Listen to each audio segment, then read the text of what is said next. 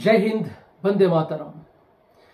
आज আমরা সবাই জানি 23শে জানুয়ারি নেতাজি সুভাষচন্দ্র বসুর জন্মদিন।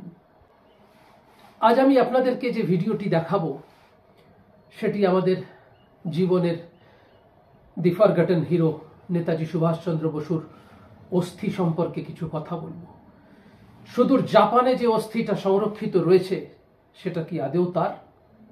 আমরা জানি না, চেষ্টা করি জানতে। চলুন কথা না বাড়িয়ে ভিডিওয়ে যাই।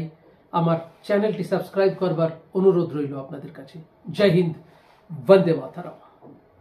জাপানের সেই 347 বছরের প্রাচীন বুদ্ধ মন্দির রেনেকোজি তখন আগুনের লেলিহান গ্রাসে কার্যত অসহায়ভাবে আত্মসমর্পণ করেছে।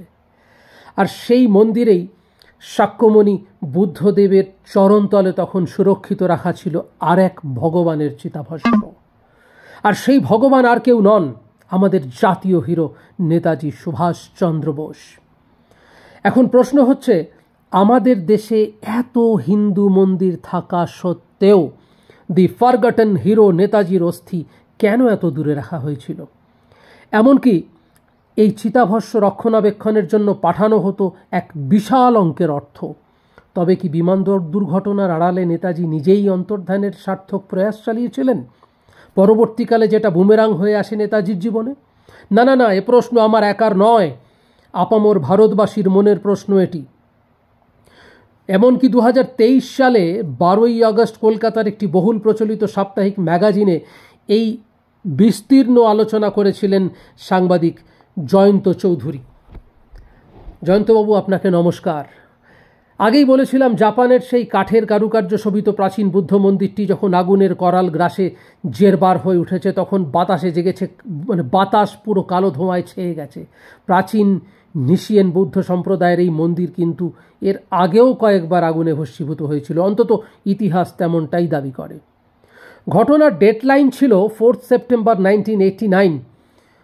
এই বৃহৎ ঘটনা, যেখানে আমাদের জাতীয় হিরোর চিতাভস্ম আগুনের লেলিহান শিখার কবলে অস্তিত্বের সংকটে, ঠিক সেই সময় কিন্তু পশ্চিমবঙ্গের একমাত্র সাংবাদিক প্রয়াত বরুণ সেনগুপ্ত এই খবরটি বর্তমান কাগজে প্রকাশিত করেছিলেন।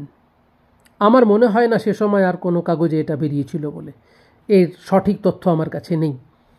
তবে এই আগুনের গ্রাসে নেতাজির চিতাভস্মের অস্তিত্ব বিলুপ হওয়ার কথা ছিল, এটাই তো খুব স্বাভাবিক, কিন্তু তা হয়নি। জানেন, নবকলেবর হয়েছিল। একটি চৌকোনা কাঠের বাক্সে রূপ বদল করে আবার ফিরে এলো বিশ্ববাসীর কাছে, তথা বলা ভালো ভারতবাসীর কাছে।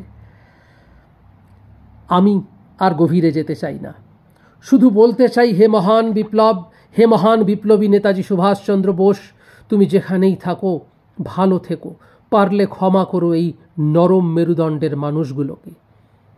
তোমার কাছে করজোরে ক্ষমা প্রার্থী, অন্তত আমরা ক্ষমা প্রার্থী।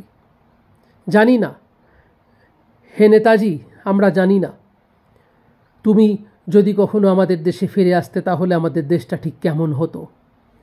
আমার বন্ধু বরুণ বিশ্বাস কিছু ছবি সংগ্রহ করে নিয়ে এসেছিলেন সম্প্রতি কটক শহর থেকে, নেতাজির জন্মস্থান থেকে। এই ভিডিওতে আমি যেই ছবিগুলো দেখানোর চেষ্টা করেছি সেগুলো অধিকাংশই বরুণের পাঠানো, বরুণের তোলা ছবি। এক অদ্ভুত অনুভূতি, যে অনুভূতির কথা বলতে গেলে কণ্ঠস্বরে কাঁপন ধরে, চোখ ভিজে ওঠে জলে, পারি না নিজেকে সামাল দিতে। হে নেতাজি সুভাষচন্দ্র বোস, লক্ষ কোটি প্রণাম তোমার চরণে রইল আমার তরফ থেকে। আমার চ্যানেল সাবস্ক্রাইব করার অনুরোধ রইল সবার কাছে। জয় হিন্দ, বন্দে মাতরম।